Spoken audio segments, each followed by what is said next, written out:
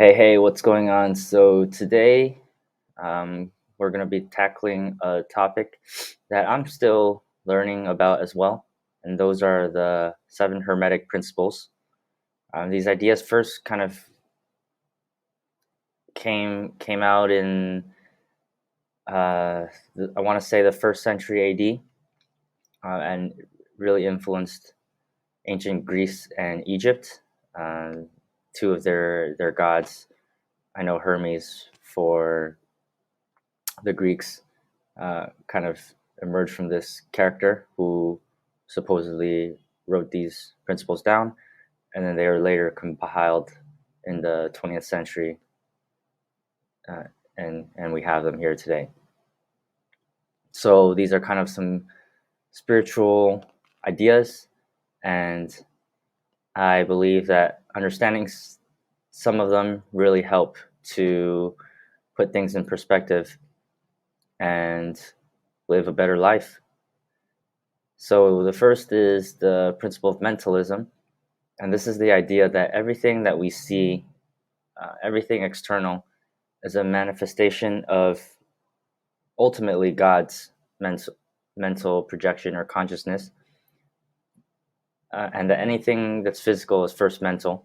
And this also relates to humans because anything that we see in the physical world or anything that we want to manifest or we want to create must first exist in the mind, right?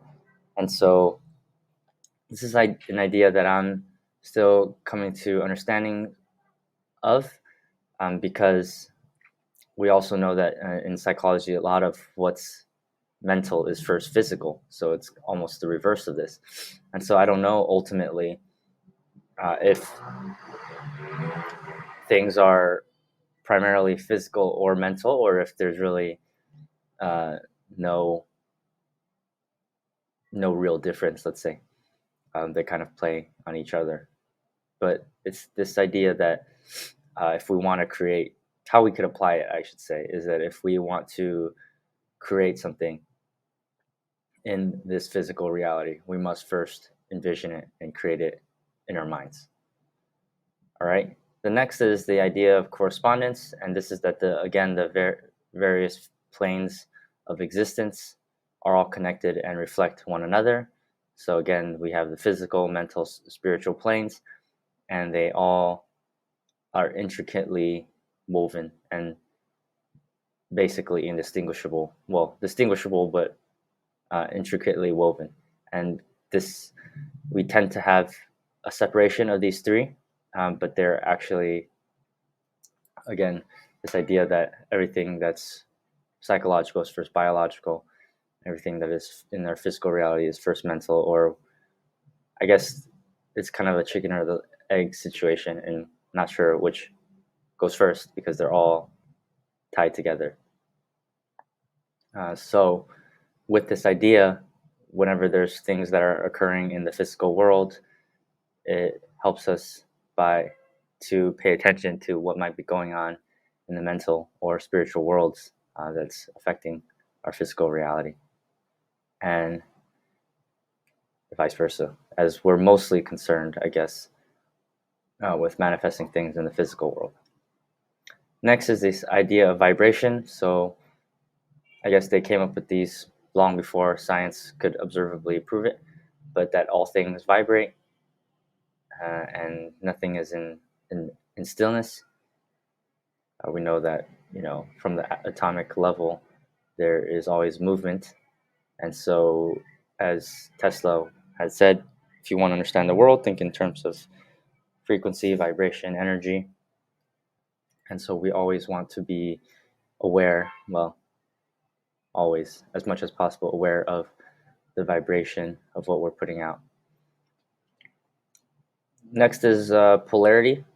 So things that seem like opposites are really just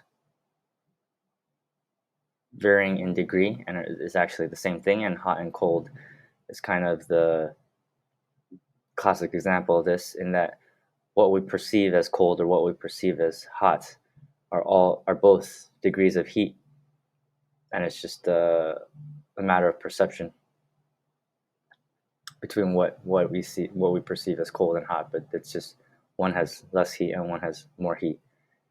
And this is true for opposites in everything. Um, for example, I guess, another emotional example that they use, an example using emotions is hate and love. It's all degrees of a relation to something. And so understanding this allows us to transform emotions, and specifically, I would say emotions, with the understanding that it's just a matter of degree, and we can choose how we want to relate to something. That one I'm still figuring out clearly. The one with rhythm uh, talks about an inherent rhythm between these poles. And so there's an in and out, a high and low tide, rising and falling. And so when things are going well, cherish it. And when things are not going well, know that it won't last, because there is a rhythm to everything. And then with cause and effect, well, basically everything has a cause or an effect. And so as humans, we have the ability to be causes versus just an effect of other situations that have occurred to us. And so understanding rhythm and polarity and cause and effect allows us to catch the rhythm as it's occurring and to transform it and to be a cause instead of just an effect. And lastly, gender. So gender not just in men and women, but gender in energies. I don't know the scientific backing of this yet. Perhaps it'll come out in the future of what distinguishes masculine and feminine energies. But right now, there is this functional understanding of the two, and that they exist in everything, and everyone. So we all have a masculine and feminine energy within us, and so finding the balance or the middle way is the key, I guess, to living in integrated life.